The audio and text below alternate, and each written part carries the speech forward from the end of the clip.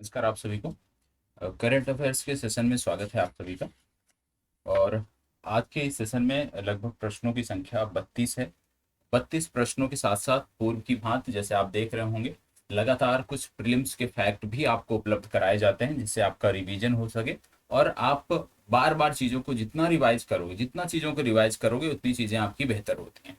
तो इसी कॉन्सेप्ट को ध्यान में रखते हुए प्रत्येक दिन जो आपकी प्रश्नों की सीरीज है उसमें लास्ट में आप देख रहे होंगे इन दिनों कि अब आपका कुछ ना कुछ फैक्ट 10 15 20 फैक्ट आपको देखने को मिलते हैं जो कि आपकी परीक्षा से जुड़े हुए होते हैं। और करंट अफेयर्स का ही ये सेशन होता है। ज्यादातर जो फैक्ट होते हैं जो अभी तक आपने देखे हैं वो करंट अफेयर्स के ही होते हैं, ये आपने देखा होगा। तो चलिए चीजों की शुरुआत करते हैं। लगभग 32 प्रश्न है और मान के चलिए कि कम से कम आधे घंटे का ये सेशन आपका होने वाला है। और इस आधे घंटे में बहुत बेहतर तरीके से आप चीजों को समझोगे और इसी प्रकार से चीजों को आगे लेकर के हमें बढ़ना है।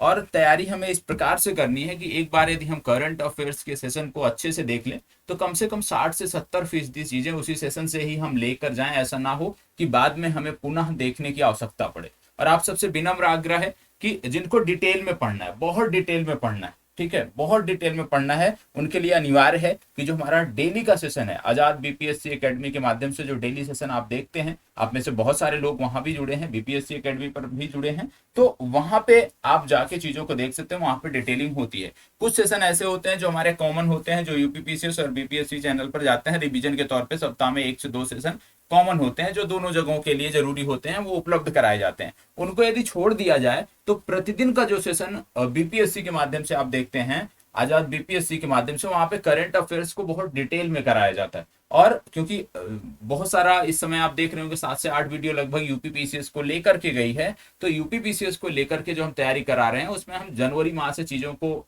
रिवाइज करा रहे हैं। और आज की तिथि में यदि हम बात करें तो मार्च माह में हम पहुंच चुके हैं। मार्च माह का आप रिवीजन कर रहे हैं। तो आज ये जो रिवीजन सीरीज है इसमें मार्च माह के करंट अफेयर्स आप देख रहे हैं, मार्च 2022 के करंट अफेयर्स आप देख रहे हैं। और समग्रता से इसको बहुत ध्यान से लेकर के चलना है। और यह भी आपको ध्यान रखना है कि जो यहाँ पे होमवर्क दिया जाता है उसको अनिवार्य रूप से करना है। बहुत सारे बच्चे हमारे साथ बीपीएससी से जो जुड़े हैं वो लगातार होमवर्क को कर रहे हैं, क्योंकि जब तक आपका इन्वॉल्वमेंट नहीं होगा सेशन में तब तक आपकी चीजें बेहतर नहीं होंगी। तो चलिए चीजों की शुरुआत करते हैं और पहला प्रश्न देखते हैं। पहला प्रश्न आपके सामने है। बोला जा रहा है सिटी ऑफ व्हाइट मार्बल्स के रूप में किस शहर को जाना जाता है? क्या बोला जा रहा है? सिटी ऑफ व्हाइट मार्बल के रूप में किस शहर को जाना जाता है, आपसे पूछा जा रहा है। 4 शहर का यहाँ पे शहरों का नाम दिया हुआ है। पहला दिया गया है यहाँ पे अशगाबाद, दूसरा दिया हुआ है यहाँ पे जयपुर, तीसरा दिया है इस्लामाबाद और चौथा दिया है मास्को। सबसे पहले हमें यह समझने की जरूरत है कि जिन शहरों के नाम यहाँ पे दिए गए हैं ये शहर किस देश से संबंधित है, उस देश के बारे में भी हमें जानकारी होनी चाहिए। जैसे मास्को की यदि हम बात करें तो आप सब जानते हैं रशिया की राजधानी है। इस्लामाबाद की बात करें तो आप सब जानते हैं कि पाकिस्तान की राजधानी है। जयपुर की बात करें तो आपको पता है राजस्थान राज्य की राजधानी है। और अशगाबाद की यदि हम बात करें तो अशगाबाद के बारे में भी पता होगा, एक देश पड़ता है तुर्कमेनिस्तान, तुर्कमेनिस्तान की राजधानी है अशगाबाद। अब आपसे पूछा जा रहा है सिटी ऑफ व्हाइट मार्बल्स के रूप में किस शहर को जाना जाता है। चले जवाब दीजिएगा, इसके बाद मैं आपको बताता हूं। प्रत्येक प्रश्न के लिए 10 से 15 सेकंड का समय आपके लिए रहेगा और उसके तुरंत बाद मैं उसका उत्तर आपको बताऊंगा। आपको बताते चले, जैसे तुर्कमेनिस्तान आपने सुना है, इसी रीजन में कई सारे देश पड़ते हैं मिलते जुलते नामों के, जैसे तुर्कमेनिस्तान, तजाकिस्तान, किर्गिस्तान, कजाकिस्तान। ये सब जो देश हैं इनसे भारत के लगातार जो द्विपक्षीय संबंध है लगातार बेहतर हो रहे हैं। तजाकिस्तान का नाम आपने सुना होगा, इसी रीजन में एक देश पड़ता है तजाकिस्तान। तजाकिस्तान के बारे में आपको बता दें कि तजाकिस्तान ये जो देश है इसके बारे में आपको पता होना चाहिए कि भारतीय एयरफोर्स का पहला एयरबेस जो भारतीय भूमि के बाहर है, याद रखिएगा, भारतीय एयरफोर्स, भारतीय वायुसेना या इंडियन एयरफोर्स का पहला बेस जो भारतीय सीमा के बाहर है, भारतीय भूभाग के बाहर है, वो जो स्थापित है वो तजाकिस्तान में ही स्थापित है। और इसमें जो यह एयरबेस है इसका नाम है फरखोर, फरखोर एयरबेस। और फरखोर एयरबेस जो है इसका संचालन तजाक जो एयरफोर्स है और भारतीय वायुसेना द्वारा, दोनों द्वारा मिलकर किया जाता है। तो याद रखिएगा भारतीय वायुसेना का पहला जो एयरबेस है भारत के बाहर वो फरखोर में है, ये आपको पता होना चाहिए। ठीक है, अब बात आती है इस प्रश्न की कि सिटी ऑफ व्हाइट मार्बल के रूप में किसे जाना जाता है। तो ये जाना जाता है अशगाबाद को। अभी हाल ही में आगे नए राष्ट्रपति चुने गए हैं और उसी के संदर्भ में ये देश चर्चा में था। एक चीज यहाँ पे और जानिएगा कि इसकी मुद्रा क्या है, तो इसकी मुद्रा है मन्नत। ठीक है, इसकी मुद्रा के बारे में भी आपको पता होना चाहिए। ठीक है, चलिए आगे बढ़ते हैं। प्रश्न संख्या 2 बोला जा रहा है हाल ही में संगई त्योहार कहाँ मनाया गया। यदि आपने पिछले दिनों रिवीजन किया होगा, पिछले सेशन को बहुत ध्यान से देखा होगा, तो आप इस प्रश्न का जवाब बहुत ही आसानी से दे सकते हैं। पिछला सेशन यदि आपने अच्छे से देखा होगा तो आप इसका जवाब बहुत आसानी से दे सकते हैं। बोला जा रहा है संगई त्योहार कहाँ मनाया जाता है। चले जवाब दीजिएगा, संगई नामक त्योहार कहाँ मनाया जाता है आपको बताना है। चले फास्ट बताइएगा, संगई नामक त्योहार कहाँ मनाया जाता है। पिछले दिनों आपको याद होगा मैंने एक हिरण की प्रजाति बताई थी और ये हिरण था संगई हिरण। यदि आपको याद हो मैंने बोला था ये डांसिंग डियर के नाम से भी इसको जानते हैं, डांसिंग डियर के नाम से भी इसको जानते हैं। और मैंने आपको यह भी बताया था कि यह एक स्टेट का स्टेट एनिमल है। किस स्टेट का ये स्टेट एनिमल है? यदि हम इसकी बात करें तो आपको बता दें कि ये मणिपुर का स्टेट एनिमल है। किसका है? मणिपुर का स्टेट एनिमल है। तो कहने का मतलब है संगई त्योहार कहां से संबंधित हो जाएगा? मणिपुर से संबंधित हो जाएगा। और जो स्टेट एनिमल है ये डांसिंग डियर जिसको बोलते हैं या संगई हिरण जिसको बोलते हैं, जो मणिपुर का स्टेट एनिमल है, ये पाया कहाँ जाता है? तो ये पाया जाता है किबुल लामझाओ नेशनल पार्क। कहाँ पे? Keibul लामझाओ national park. और किबुल लामझाओ नेशनल पार्क कहाँ पे पड़ता है? ये आप कह सकते हो मणिपुर की सब पूर्वोत्तर की सबसे बड़ी झील या एकमात्र विश्व की एकमात्र आप कह सकते हो ऐसी झील जिसमें एक तैरता हुआ राष्ट्रीय उद्यान पाया जाता है, वो है लोकटक। और इसी लोकटक झील में किबुल लामझाओ नेशनल पार्क है जहां पे ये संगई प्रकार का हिरण पाया जाता है। ये आपको पता होना चाहिए। मणिपुर की बात आ रही है, आपको कल होमवर्क भी दिया था। आपको पता होगा कुछ राज्यों के लगभग लगभग सभी राज्यों के राज्यपाल और मुख्यमंत्री के बारे में मैंने आपको लिखने को बोला था। यदि आपने लिखा होगा तो आपको पता होगा जब बात मणिपुर की करते हो तो एन बीरेन सिंह अभी पुनः यहाँ पे मुख्यमंत्री बने हैं, ये आपको पता होना चाहिए। यहाँ पे राज्यपाल की यदि हम बात करें, राज्यपाल कौन से हैं? तो गणेशन यहाँ के राज्यपाल हैं, इनका नाम आपको पता होना चाहिए। तो मणिपुर के बारे में भी आपको पूरी जानकारी होनी चाहिए। इसके साथ साथ आपको बता दें कि मणिपुर में जब बात करते हैं तो बहुत सारे खिलाड़ी मणिपुर से निकल के आते हैं, जिनमें आपने नाम सुना होगा मीराबाई चानू। चानू का नाम सुना होगा, मणिपुर से संबंधित है। मैरी कॉम का नाम सुना होगा, MC मैरी कॉम, ये भी मणिपुर से संबंधित है। आपकी जिम्मेदारी बनती है होमवर्क नंबर 1 कि मीराबाई चानू का खेल कौन सा है, किस खेल से जुड़ी हुई है, और मैरी कॉम का खेल कौन सा था। ये दोनों आप कमेंट बॉक्स में हमें बताओगे। दोनों के बारे में आपको डिटेल जानकारी देनी है। इसके साथ साथ आपको बता दें सिरोही नेशनल पार्क भी यहाँ पे देखने को मिलता है। मणिपुर में सिरोही नेशनल पार्क भी आपको देखने को मिलता है। चलिए आगे बढ़ते हैं। देखो पिछले दिनों में एक संतरे के बारे में पूछा था, उस संतरे का नाम था तामेंगलोंग। याद रखिएगा, जिसको GI टैग दिया गया था, तामेंगलोंग संतरा। यदि आपको याद होगा पिछले सेशन में मैंने इसके बारे में पूछा था। किस भारतीय अर्थशास्त्री को संयुक्त राष्ट्र के सलाहकार बोर्ड के सदस्य के रूप में नामित किया गया है? क्या बोला जा रहा है? संयुक्त राष्ट्र के सलाहकार बोर्ड के सदस्य के रूप में किसे नामित किया गया है आपको बताना है। चलिए बताइएगा। 4 नाम यहाँ पे दिए हुए हैं। इन 4 नामों के आधार पे आपको अपने उत्तर का चुनाव करना है और इसका सही उत्तर है जयति घोष। ठीक है, बहुत महत्वपूर्ण प्रश्न है, इसको याद रखिएगा। आगे बढ़ते हैं। यहां पे पूछा जा रहा है हाल ही में चर्चा में रही रिस्ट एश्योर्ड एन ऑटोबायोग्राफी का संबंध किससे? क्या बोला जा रहा है? रिस्ट एश्योर्ड एन ऑटोबायोग्राफी का संबंध किससे है? राहुल द्रविड़, गुडप्पा विश्वनाथ, योगराज सिंह किससे संबंधित है? ये किसकी ऑटोबायोग्राफी है, ये आपको बताना है। चले, रिस्ट एश्योर्ड एन ऑटोबायोग्राफी किसकी है ये आपको बताना है। 4 नाम यहाँ पे दिए हुए हैं, 4 खिलाड़ियों के नाम दिए हैं। चारों नाम क्रिकेट से जुड़ते हैं और उस आधार पे आपको अपना चुनाव करना है। आपको बता दें इसका सही उत्तर है गुडप्पा विश्वनाथ। ठीक है, चलिए आगे बढ़ते हैं। इसको तो आप में से बहुत सारे लोग मिनटों में कर देंगे, सेकंड भी नहीं लगेंगे इसमें। क्या बोला जा रहा है? भारतीय सेना किस देश के साथ लामितीय नामक सैन्य अभ्यास करती है? बताइएगा।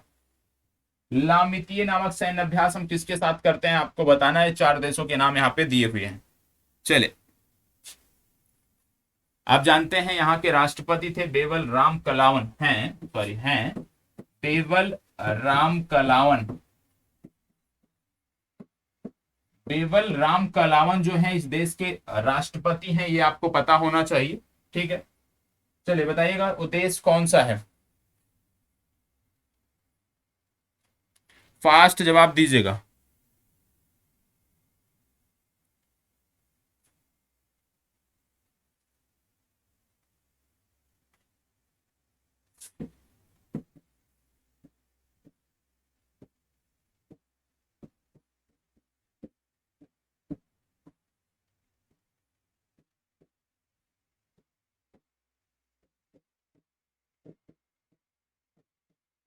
चलिए बताइएगा।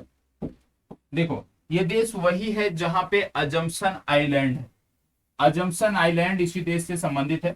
और अजम्पशन आइलैंड चर्चा में क्यों था, क्योंकि इस देश ने अजम्पशन आइलैंड को भारत को दिया है और भारत यहाँ पर अपना नेवल बेस बना रहा है। क्या बना रहा है, नेवल बेस यहाँ पे भारत बना रहा है। और इसी के कारण, क्योंकि हमारे संबंध इनके साथ बहुत अच्छे हैं, एक द्वीपीय देश है, ठीक है, इसी के कारण ये देश आपको याद रखना है। इससे संबंधित जो भी जानकारी आपको पता चले वो आपको रट जाना है। पहली बात, ये हिंद महासागर में स्थित देश है। कहाँ पे है, हिंद महासागर में स्थित देश है। और इस देश की यदि हम बात करें, ये देश है सेशेल्स। आपका कौन सा देश है, सेशेल्स है। सेशेल्स के साथ हम लामितीय नामक सैन्य अभ्यास करते हैं। और बेवल राम कलावन जो है यहाँ के राष्ट्रपति हैं। अजम्पशन आइलैंड सेशेल्स ने भारत को दिया है। भारत यहाँ पे अपना नेवल बेस बना रहा है। इसके साथ साथ अगालेगा, ठीक है, अगालेगा AGALEGA आइलैंड, यह भी अपने आप में महत्वपूर्ण है। क्या, क्योंकि यह भी भारत को मिला है और भारत इसको भी नेवल बेस के रूप में तैयार कर रहा है। और इसको किसने दिया है, किस देश ने इसको भारत को दिया है, तो यहाँ पे याद रखना है, इसको भारत को दिया है मॉरिशस ने। किसने दिया है, मॉरिशस ने। तो ये दोनों पूछे जा सकते हैं। पहली बात तो है कहाँ पे, किस देश के हैं, ये दोनों याद रखिएगा। अगेलेगा और एजम्पशन आइलैंड, ये दोनों महत्वपूर्ण है। एक मॉरिशस ने दिया है, अजम्पशन को हमें सेशल्स ने दिया है। सेशल्स के साथ हम लामितीय नामक सैन्य अभ्यास करते हैं। सेशल्स हिंद महासागर में स्थित एक देश है। अफ्रीका को जाके देखिएगा, मेडागास्कर देखिएगा, वहीं पे थोड़ा सा ऊपर आएंगे तो वहां पे आपको ये देश देखने को मिल जाएगा। आपकी जिम्मेदारी बनती है कि मैप में जाके, विशेष रूप से बीपीएससी वाले, ठीक है, जो रेगुलर करते आ रहे हो इस चीज को, मैप में जाके इसको अंडरलाइन करना है, इसको हाईलाइटेड करना है। सेशल्स जो द्वीपीय देश है, इनके सभी द्वीपों को हाईलाइट करना है, उसको मार्क करना है, ये आपकी जिम्मेदारी है। और इसको आपको शेयर भी करना है, ठीक है। चलिए बढ़ते हैं आगे। इसको बताइए, हाल ही में किस देश में म्यूजियम ऑफ फ्यूचर खोला गया। क्या बोला जा रहा है, म्यूजियम ऑफ फ्यूचर कहाँ खोला गया है, आपको बताना है। आपको बता दें, विश्व पैरा एथलेटिक्स ग्रांड प्रिक्स का आयोजन यहाँ पे किया गया था। हाल ही में 2022 की बात हो रही है, यहाँ पे आयोजन हुआ था। और ये जो देश है, यहाँ पे यह भी याद रखिएगा, इस देश में भारत अपना पहला IIT खोल रहा है। ये आपको पता, भारत का पहला प्रौद्योगिकी संस्थान जो है भारतीय भूमि के बाहर जो है वो इसी देश में खोला गया है। और ये देश है आपका UAE, ठीक है। कौन सा देश है, यूएई के दुबई में जो है ये खोला गया है। IIT जो है पहला, ये यूएई के दुबई में खोला गया है, ये आपको पता होना चाहिए। मतलब यदि हम बात करें किस देश में म्यूजियम ऑफ फ्यूचर खोला गया है, तो सॉरी, यहाँ पे UAE होना चाहिए, क्योंकि दुबई देश नहीं है, यूएई के अंतर्गत आता है। तो बी विकल्प आपका UAE सही उत्तर होगा, ठीक है। इसमें थोड़ी सी त्रुटि थी, लेकिन आपको जानकारी थी तो अच्छी बात। इसको बताओ, हाल ही में चर्चा में रहे खिलाड़ी लक्ष्य सेन का संबंध किस खेल से है। देखो, इस प्रकार के प्रश्न कई संदर्भों में पूछे जाते हैं। एक तो समसामयिक संदर्भों में कोई टूर्नामेंट हुआ हो, कोई खिलाड़ी जीता हो, तो डायरेक्ट पूछ लिया जाता है कि इस प्रतियोगिता को किसने जीता है। दूसरा, वही प्रश्न पूछा जा सकता है कि जो खिलाड़ी चर्चा में है, जिसने कोई प्रतियोगिता जीती है समसामयिक संदर्भों में, तो उससे पूछ लिया जाए कि इस खिलाड़ी का संबंध किस खेल से है। बात एक ही है, लेकिन जब किस खेल से संबंध है ये पूछ लिया जाता है तो प्रश्न थोड़ा सा टिपिकल हो जाता है। बताइएगा इसका इसका सही जवाब क्या होगा। आप जानते हैं ऑल इंग्लैंड बैडमिंटन चैंपियनशिप हुई थी। क्या, ऑल इंग्लैंड बैडमिंटन चैंपियनशिप हुई थी 2022 की। ऑल इंग्लैंड बैडमिंटन चैंपियनशिप जो 2022 की हुई थी उसके विजेता थे लक्ष्य सेन। और आपको बता दें लक्ष्य सेन का संबंध किस खेल से है, बैडमिंटन से संबंधित है। भारत के मशहूर पुरुष वर्ग में ये बैडमिंटन खिलाड़ी हैं। हाल ही में चर्चा में रहा विक्टोरिया मेमोरियल किस शहर में स्थित है, चलिए बताइएगा। अब विक्टोरिया मेमोरियल किस शहर में स्थित है, फास्ट जवाब दीजिएगा। विक्टोरिया मेमोरियल किस शहर में स्थित है। आपको यहाँ पे जानकारी होनी चाहिए। बिप्लोबी भारत गैलरी, बिप्लोबी भारत गैलरी,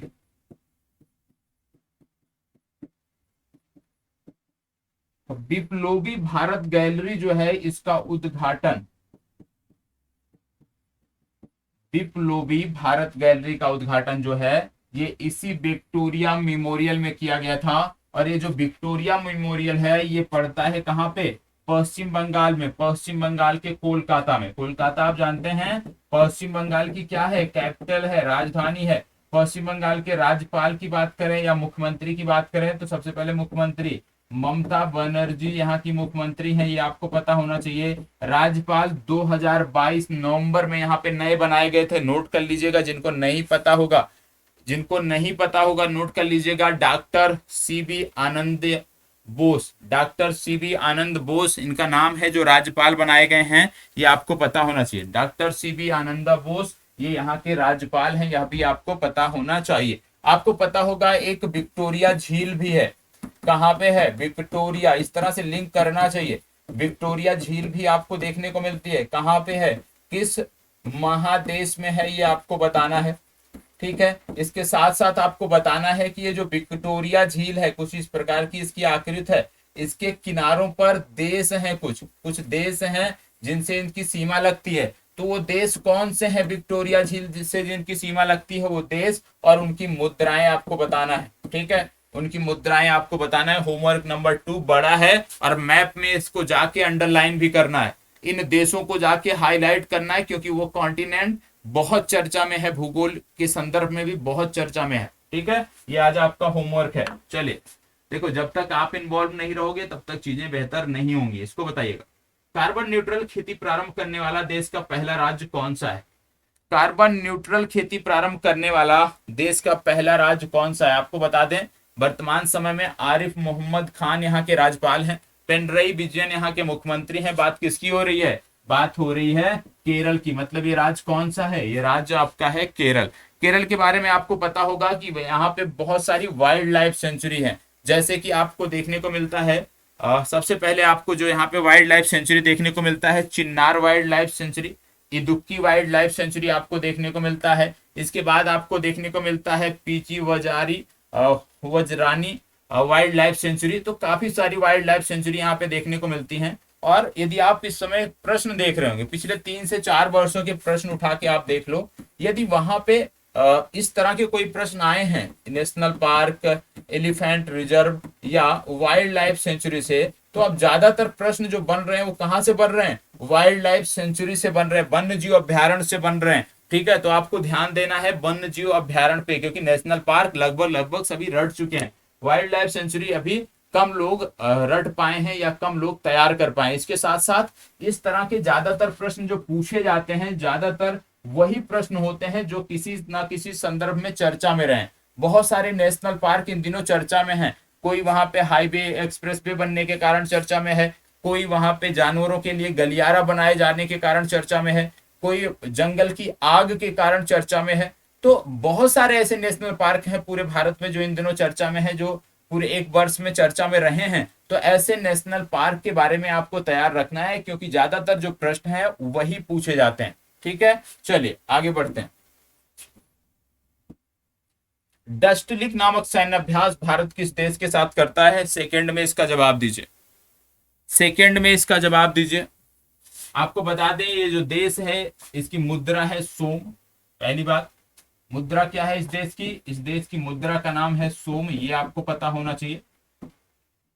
दूसरी बात यहां पे आपको बता दें कि इस देश की राजधानी है ताशकंद। क्या है, ताशकंद, ताशकंद इस देश की राजधानी है। बात किसकी हो रही है, डस्टलिक की बात हो रही है, डस्टलिक सैन्य अभ्यास की बात हो रही है, ये हम करते हैं उज्बेकिस्तान के साथ।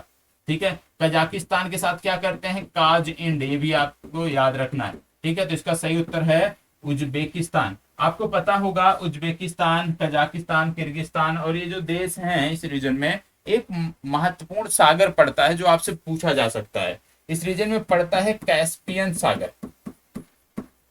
कैस्पियन सागर आपसे पूछा जा सकता है कि कैस्पियन सागर से कौन कौन से देश हैं जो सीमा बनाते हैं। होमवर्क नंबर 3 आपका, इसको आपने पहले भी किया है। होमवर्क नंबर 3, कैस्पियन सागर से कौन कौन से देश सीमा बनाते हैं, उनकी मुद्राएं क्या हैं और उनकी राजधानियां क्या हैं, ये आपको कंप्लीट करके शेयर करना है। ठीक है, और मैप में हाईलाइट करके भी शेयर करना है। देखो क्या है कि हम चीजों को पढ़ते हैं, ठीक है, तो हमें लगता है कि याद है हमें, लेकिन हम भूल जाते हैं। जरूरी क्या है कि हम जो चीज पढ़े उसका रिवीजन करते रहें। यदि हमें पता है ना कि कैस्पियन सागर से कौन कौन से देश सीमा बनाते हैं, तो तुरंत हमें बोल देना चाहिए हाँ ये देश है, तुरंत नोट कर लेना चाहिए, भले हमें याद है। क्योंकि जब आप नहीं करोगे, ये प्रोसेस नहीं करोगे, तो महीने भर याद रहेगा, 2 महीने, इसके बाद चीजें भूलने लगती हैं। तो इसलिए जरूरी है, जो आपके लिए आवश्यक है उसका सतत रिवीजन आप करते हुए आगे बढ़ें।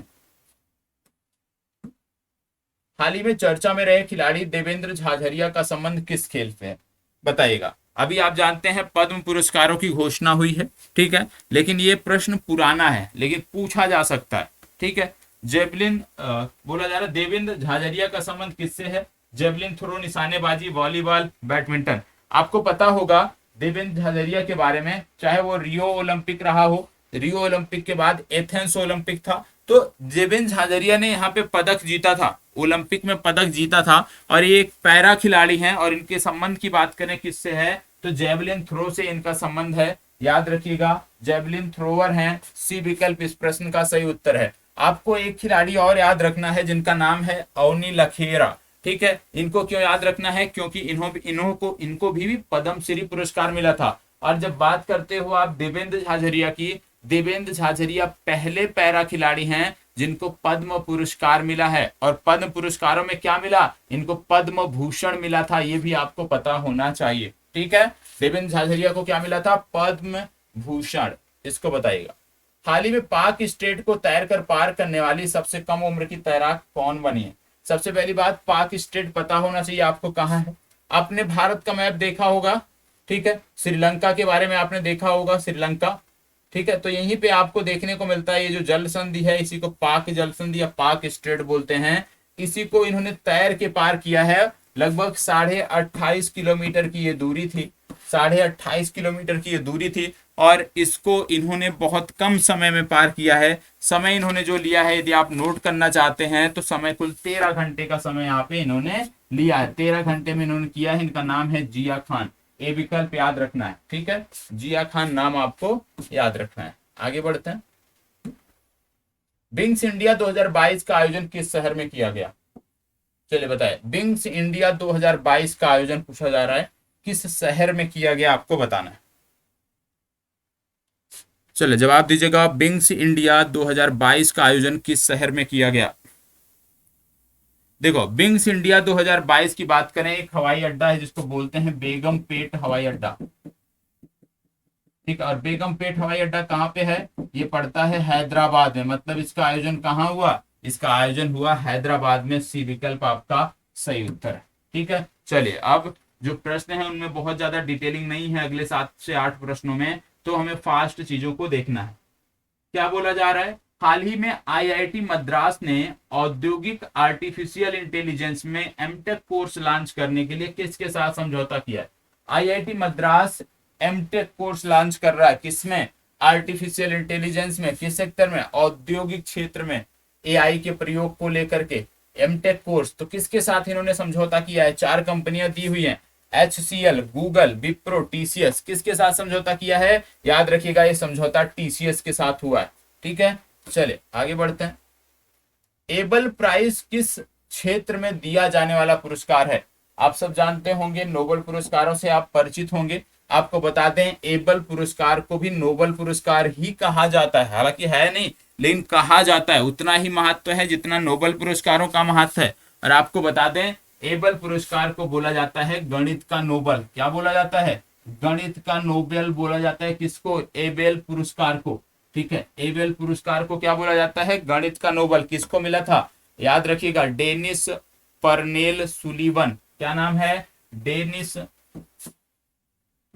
Dennis Parnell Sullivan. ठीक है, डेनिस परनेल सुलीवन को वर्ष 2022 में एबेल पुरस्कार दिया गया था और एबेल को गणित का नोबेल बोला जाता है। ठीक है, चलिए आगे बढ़ते हैं। हाल ही में चर्चा में रहा आर्टेमिस मिशन किस अंतरिक्ष एजेंसी से संबंधित है? आर्टेमिस 1 की बात हो रही है, और आर्टेमिस मिशन की जब बात करते हैं कि किस अंतरिक्ष एजेंसी से संबंधित है तो थोड़ा सा चुनौतीपूर्ण हो जाता है। NASA, JAXA, CNSA, ISRO. अब आपके लिए जरूरी है कि आपको पता होना चाहिए कि इनमें से जो अंतरिक्ष एजेंसियां दी गई हैं कौन सी किस देश की है। जैसे नासा की बात करें, USA की अंतरिक्ष एजेंसी है। जाक्सा की बात करें, जापान की अंतरिक्ष एजेंसी है। इसरो की बात करें, भारत की अंतरिक्ष एजेंसी है। और एक नाम आता है CNSA और एक आता है CNES। दो अंतरिक्ष एजेंसियों के नाम एक जैसे हैं, थोड़ा सा इसमें बदलाव है। ठीक है, अब इसमें से बोला जा रहा है कि CNSA चाइना की है। ठीक है, अब इनमें से किसका ये मिशन है तो आपको बता दें ये नासा का मिशन है। नासा की बात करें तो 1958 में इसकी स्थापना हुई थी। वाशिंगटन DC में इसका हेडक्वार्टर देखने को मिलता है। इसका फुल फॉर्म यदि आपसे पूछ लिया जाए तो नेशनल एरोनॉटिक्स स्पेस एडमिनिस्ट्रेशन इसका फुल फॉर्म है। ठीक है, चलिए आगे बढ़ते हैं। प्रश्न संख्या 17, हाल ही में किस भारतीय नौसेना जहाज को राष्ट्रपति कलर प्रदान किया गया? राष्ट्रपति जो है, विभिन्न राज्यों की जब पुलिस होती है उनकी भी रैंकिंग होती है, पुलिस को भी राष्ट्रपति कलर मिलता है, और वायुसेना के जहाजों को भी मिलता है, नौसेना के भी जहाजों को मिलता है। तो राष्ट्रपति के रंग इनमें से किस जहाज को प्रदान किए गए आपको बताना है। चले याद रखिएगा, ये प्रदान किए गए INS बलसुरा। और आप किस वर्ष का करंट अफेयर्स देख रहे हो? वर्ष 2022 मार्च माह का देख रहे हो, ये आपको याद रखना है। ठीक है, चलिए। हाल ही में चर्चा में रहे अंतर महाद्वीपीय बैलिस्टिक मिसाइल होसोंग 17 का संबंध किस देश से है? चलिए बताइएगा, आप याद रख लीजिएगा सिर्फ ये होसोंग जो मिसाइल है इसके बारे में आपको इतना पता होना चाहिए कि होसोंग मिसाइल जो है इसका संबंध किससे है? इसका संबंध उत्तर कोरिया से है। तो चाहे 17 पूछा जाए, आगे 18 आएगा, 19 आएगा, 20, तो उसमें परेशान नहीं होना है। सिर्फ इतना याद रखना है, होसोंग मिसाइल का जो संबंध है उत्तर कोरिया से है। अब इस रीजन से एक प्रश्न पूछा जाता है आपसे भूगोल विषय में कि भाई उत्तर कोरिया और दक्षिण कोरिया को डिवाइड करने वाली जो लाइन है वो कितने डिग्री की लाइन है, कितने डिग्री की समानांतर रेखा है, ये आपको बताना है। कई बार मैंने आपको बोला है, कमेंट बॉक्स में शेयर करिएगा कि उत्तर कोरिया और दक्षिण कोरिया को विभाजित करने वाली लाइन को आप क्या कहते हो। ठीक है, चलिए आगे बढ़ते हैं, इसको बताइएगा। हाल ही में भारतीय सेना ने सुरक्षा कवच 2 नामक अभ्यास किस राज्य की पुलिस के साथ किया है? क्या बोला जा रहा है? सुरक्षा कवच 2 नामक अभ्यास किस राज्य की पुलिस के साथ किया है? किसने किया है? भारतीय सेना। मतलब भारतीय सेना और किसी एक राज्य की पुलिस ने मिलकर ये सैन्य अभ्यास किया है, आपस में अभ्यास किया है। बताएं ये कौन सा है? फास्ट जवाब दीजिएगा।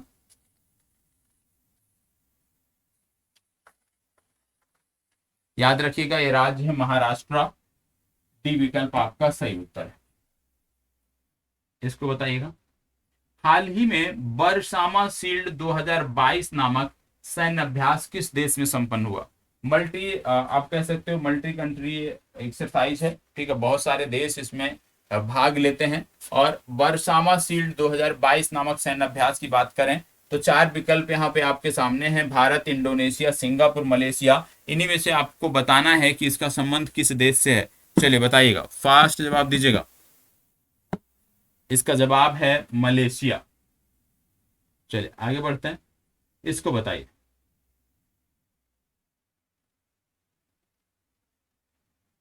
क्या बोला जा रहा है? विश्व बैंक की बात हो रही। बोला जा रहा है विश्व बैंक ने किस पशु प्रजाति के संरक्षण के लिए एक वाइल्ड लाइफ बॉन्ड शुरू किया? किस पशु प्रजाति के संरक्षण के लिए विश्व बैंक ने एक वाइल्ड लाइफ बॉन्ड शुरू किया है, ये आपको बताना है। Black rhino, African elephant, Asian चीते या एशियाटिक लायन, इनमें से कौन सा सही है आपको बताना है। यहाँ पे विश्व बैंक की बात हो रही है, तो आपको बता दे दो अन्य संस्थाएं हैं। पहले तो ब्लैक राइनो की बात हो रही है, तो ये अफ्रीकन कंट्री में ज्यादातर पाया जाता है। और अफ्रीका की बात हो रही है, तो अफ्रीका कॉन्टिनेंट से संबंधित दो प्रश्न याद रखिएगा। पहला WHO और WTO। ये क्यों याद रखना है? क्योंकि इन दोनों के जो प्रमुख हैं, चाहे वो WHO के प्रमुख हो, चाहे वो WTO के प्रमुख हो, इन दोनों के जो प्रमुख हैं वो अफ्रीका कॉन्टिनेंट से संबंधित हैं। एक के प्रमुख हैं इथियोपिया से और एक के प्रमुख हैं नाइजीरिया से। ठीक है, आपकी जिम्मेदारी बनती है कि WHO के प्रमुख कौन है और WTO के प्रमुख कौन है, ये आप बताएंगे, नाम बताएंगे और किस देश से संबंधित है यह भी आपको बताना है। इस प्रश्न का सही उत्तर है ब्लैक राइनो। चलिए आगे बढ़ते हैं। हाल ही में चर्चा में रहा बुखारेस्ट 9 नामक समूह का संबंध किस महादेश से है? बुखारेस्ट 9 नामक जो समूह है, इसका संबंध किस महादेश से है आपको बताना है। आपको बता दें, नाटो के अंदर ही जो बाल्टिक देश हैं, जो बाल्टिक देश हैं, उन देशों का एक समूह है। नाटो के अंदर ही एक समूह है और बाल्टिक देशों की बात कर रहे हैं, तो बाल्टिक देश जो है वो कहां से संबंधित है? वो यूरोप से संबंधित है। मतलब इसका सही उत्तर हो जाएगा डी विकल्प, यूरोप। इसको बताइएगा। डस्टलिक नामक सैन्य अभ्यास भारत किस देश के साथ करता है? यहाँ पे थोड़ी सी कमी है, विकल्प कुछ दूसरे यहाँ पे टाइप हो गए हैं, इसको इग्नोर करिए। इसको बताइएगा। संयुक्त राष्ट्र पर्यावरण कार्यक्रम UNEP की फ्रंटियर 2022 रिपोर्ट के अनुसार वैश्विक स्तर पर सबसे अधिक ध्वनि प्रदूषण वाला शहर कौन सा है? वैश्विक स्तर पर सबसे अधिक ध्वनि प्रदूषण वाला शहर किसके अनुसार? UNEP या संयुक्त राष्ट्र पर्यावरण कार्यक्रम।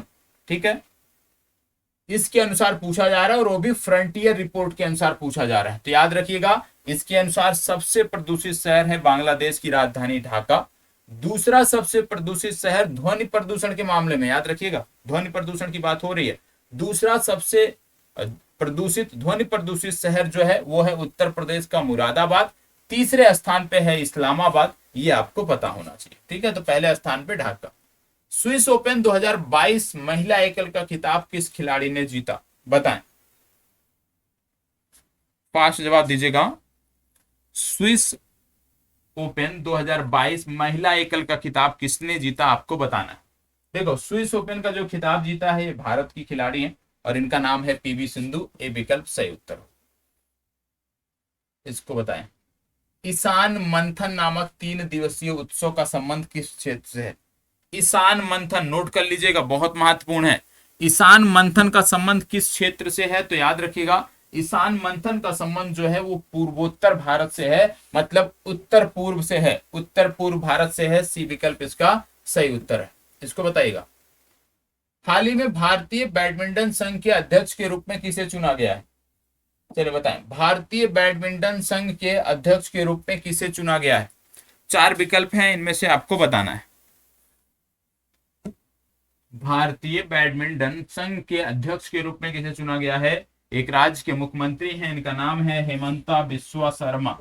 हेमंता बिस्वा शर्मा, और हेमंता बिस्वा शर्मा असम के मुख्यमंत्री हैं। डी विकल्प इसका सही उत्तर होगा। असम के नेशनल पार्क आपको याद रखना है, काजीरंगा, मानस, नामेरी, ओरंग, डिब्रू सखोवा। वहां की कई सारी वाइल्ड लाइफ सेंचुरीज हैं जो आपको पता होना चाहिए, उनको भी याद रखना है। लगभग 19 यहाँ पे वाइल्ड लाइफ सेंचुरी हैं जो इनकी आधिकारिक वेबसाइट पे दिया हुआ है। उन वाइल्ड लाइफ सेंचुरी में कुछ महत्वपूर्ण है, जैसे गर्म पानी, बोर नदी, चक्रशिला, पोबी तोरा, दीपोर बील, ये कुछ वाइल्ड लाइफ सेंचुरी हैं जो आपको पता होना चाहिए। हाल ही में भगवान लक्ष्मी नरसिम्हा स्वामी के मंदिर का पुनर्निर्माण किस राज्य में किया गया? बताएं, फास्ट जवाब दीजिए। क्या बोला जा रहा है? भगवान लक्ष्मी नरसिम्हा स्वामी नारायण के मंदिर का पुनर्निर्माण कहां पे किया गया? और आपको बता दें, लगभग आप कह सकते हो कि सैकड़ों करोड़ रुपए जो है इसको बनाने में लगे हैं, पुनर्निर्माण में लगे हैं, और ये संबंधित है कहां से? तेलंगाना से। डी विकल्प सही उत्तर है। इसको बताइए। भारत में पहली बार स्टील के कचरे से सड़क किस राज्य में बनाई गई? स्टील के कचरे से सड़क भारत में किस राज्य में बनाई गई? स्टील के कचरे से सड़क भारत के किस राज्य में बनाई गई? बताइएगा। देखो, स्टील के कचरे से सड़क की बात आ रही है, तो इसका संबंध कहां से है? इसका संबंध है गुजरात के सूरत से। ठीक है, चलिए आगे बढ़ते हैं। इसको बताइए। हाल ही में दुबई एक्सपो 2022 में प्रवासी भारतीयों को प्रशिक्षित करने के लिए किस कौशल परियोजना का शुभारंभ किया गया? कौन सी कौशल परियोजना शुरू की गई है? कहां पे? दुबई एक्सपो में। क्यों? प्रवासी भारतीयों को स्किल प्रदान करने के लिए। बताएं। आरोग्य, तेजस, सहयोग, युवा। आपको बता दें, ये योजना है training for Emirates job and skill. Training for Emirates या एमिरात्स बोलते हैं। ठीक है, training for Emirates job and skill, और इसका फुल फॉर्म ये है, शॉर्ट फॉर्म इसका हो जाएगा तेजस। तो कौन सी योजना शुरू की गई है? तेजस नामक योजना शुरू की गई है, training for Emirates job and skill. B विकल्प इसका सही उत्तर है। ठीक है, चलिए। अच्छा, एक प्रश्न ये अपने आप में बहुत महत्वपूर्ण है, इसको देख लेते हैं। हाल ही में बोन जोर इंडिया नामक समारोह, याद रखिएगा, किस समारोह की बात हो रही है? बोन जोर इंडिया नामक समारोह की बात हो रही है। और आपसे पूछा जा रहा है कि बोन जोर इंडिया नामक समारोह ये किस देश के साथ हमारे 75 वर्ष पूरे हुए हैं राजनीतिक संबंधों के, जिसके उपलक्ष्य में मनाए गए हैं। तो आपको बताना है बोन जोर इंडिया नामक ये जो समारोह था, इसका संबंध किस देश से है? फास्ट जवाब दीजिएगा। इसका संबंध किस देश से है? चले, किस देश से इसका संबंध है, ये आपको बताना है। याद रखिएगा, बोनजोर इंडिया की बात करें तो बोनजोर इंडिया का जो संबंध है, याद रख लीजिएगा, रट जाइएगा, ये फ्रांस के साथ है। फ्रांस के साथ हमारे राजनीतिक संबंधों के 75 वर्ष पूरे हो चुके हैं, और इन्हीं 75 वर्ष पूरे होने के उपलक्ष्य में बोनजोर इंडिया जो ये फेस्टिवल है, ये उत्सव है, मनाया गया है।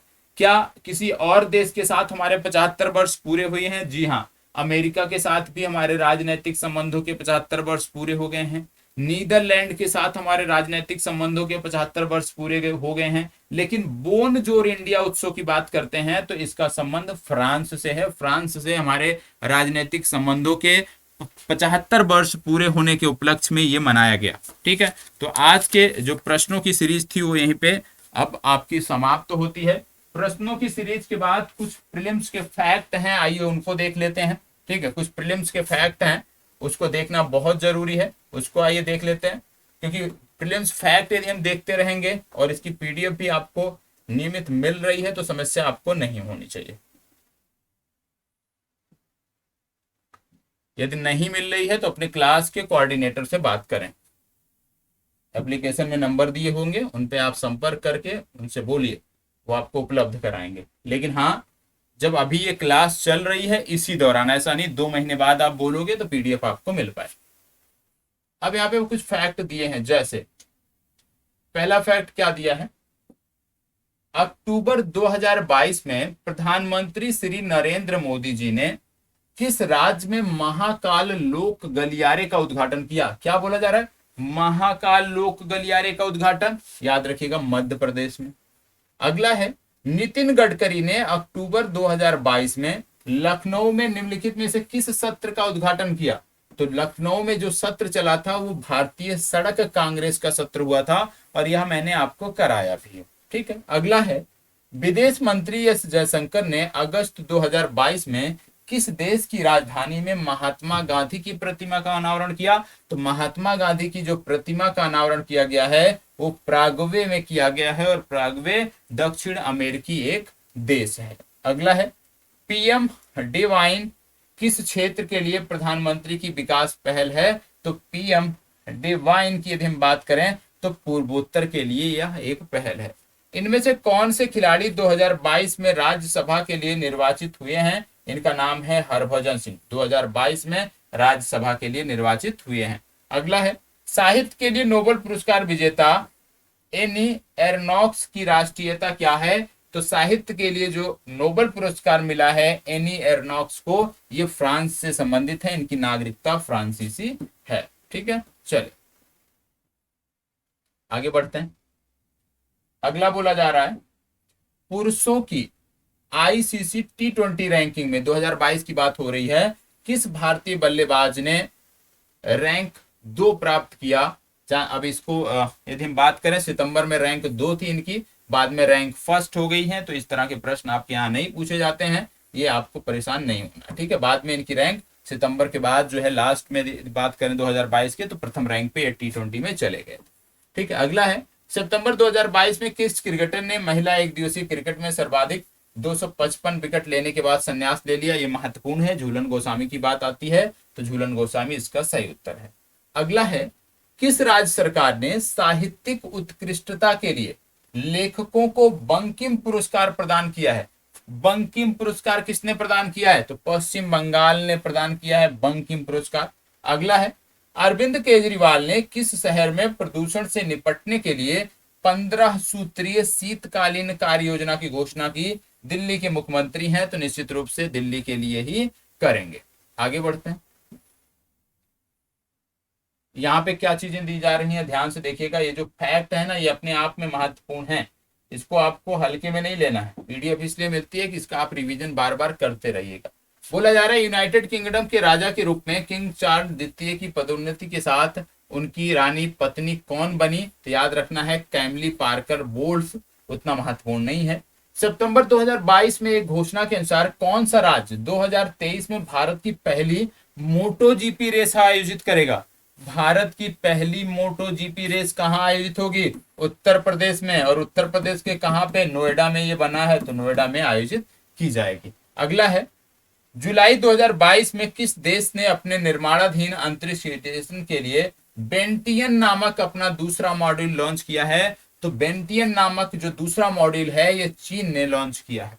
अगला, इनमें से क्या यूक्रेन के उन 4 क्षेत्रों में से एक नहीं है जिसे सितंबर 2022 में रूस ने अपने अधिकार में कर लिया था। यहाँ पे 4 क्षेत्र दिए हुए हैं, इनमें से आपको बताना है कि कौन सा इनमें से नहीं है। हालांकि इस तरह के प्रश्न आपसे नहीं पूछे जाएंगे, तो इसको आपको इग्नोर करना है, ठीक है। अगला है जागरूकता रेडियो श्रृंखला मतदाता जंक्शन 2022 में इनमें से किसके द्वारा शुरू की गई थी, तो भारतीय निर्वाचन आयोग, क्योंकि निर्वाचन तो वही कराता है, तो उससे संबंधित जागरूकता का प्रसार भी वही कराएगा, ठीक है।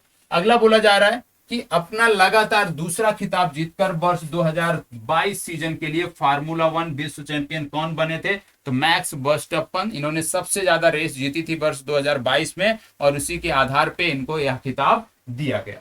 अगला है किस महीने की 10 तारीख को विश्व मानसिक स्वास्थ्य दिवस मनाया जाता है, तो यह अक्टूबर माह की 10 तारीख को मनाया जाता है। आपसे ऐसे भी पूछा जा सकता है कि विश्व मानसिक स्वास्थ्य दिवस कब मनाया जाता है, तो आपका जवाब होगा अक्टूबर में। कब, 10 अक्टूबर को। अगला है कौन सा पुरुष खिलाड़ी है जो वर्तमान में बैडमिंटन वर्ल्ड फेडरेशन विश्व रैंकिंग में नंबर 1 स्थान पे आ गया है। इनका नाम है HS प्रणय। इस तरह के प्रश्न नहीं आपके यहाँ आ रहे हैं, तो इससे परेशान नहीं होना, ठीक है। आगे यदि हम बात करें, तो ये आपको जरूर याद रखना है, किस राष्ट्रीय उद्यान में गैंडों के लिए अबोर्ड ऑफ द यूनिकॉर्न्स नामक स्मारक का अनावरण किया गया। क्या बोला जा रहा है, गैंडों के लिए एक स्मारक बना है जिसका नाम है अबोर्ड ऑफ द यूनिकॉर्न्स। ये स्मारक बनाया गया है, कहां पे बनाया गया यदि हम बात करें, तो याद रखिएगा ये काजीरंगा में बनाया गया है। काजीरंगा में ही सबसे ज्यादा एक सिंगी गैंडों की आबादी है भारत में। लगभग विश्व के 2/3 एक सिंगी गैंडे काजीरंगा में पाए जाते हैं, तो इसका सही जवाब है काजीरंगा, ठीक है। अगला है यदि यूएसए के पास जीपीएस है तो भारत के स्वतंत्र क्षेत्रीय नेविगेशन उपग्रह प्रणाली प्रचालन क्या नाम है। बोला जा रहा है कि जैसे जीपीएस था, तो भारत ने भी तो अपना एक बनाया था, उसका क्या नाम है, उसका नाम है नाविक, ठीक है। आगे बढ़ते हैं। एक आत्मकथा है, इसका नाम है यस अगेंस्ट ऑड्स। किस प्रसिद्ध भारतीय खिलाड़ी की आत्मकथा है, ये सानिया मिर्जा की है, टेनिस खिलाड़ी थी, इनका नाम आपको पता होगा।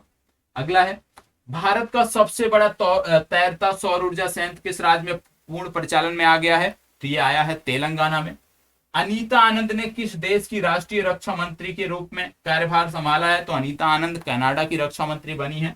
तो ऐसे भारतीय जो वैश्विक संस्थाओं में बड़े पदों पर हैं या विभिन्न देशों में राजनयिक हैं, या बड़े पदों पे हैं, राजनेता हैं तो बड़े पदों पे हैं, ऐसे भारतीयों का नाम आपको पता होना चाहिए। जैसे इस समय सबसे महत्वपूर्ण यदि कोई है इस तरह का देश, तो एक तो आपको याद रखना है यूएसए, दूसरा इंग्लैंड। ठीक है, इंग्लैंड और यूएसए दोनों में ये चीजें आपको देखने को मिलती हैं। यहां तक कि यूएसए के जो उपराष्ट्रपति हैं उनका संबंध जोड़ा जाता है भारत के दक्षिण भारत के एक राज्य से।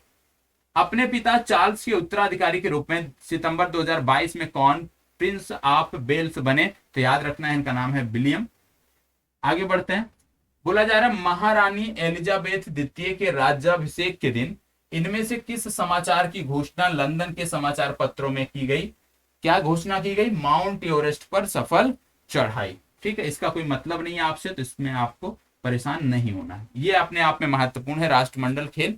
ठीक है, क्या बोला जा रहा है?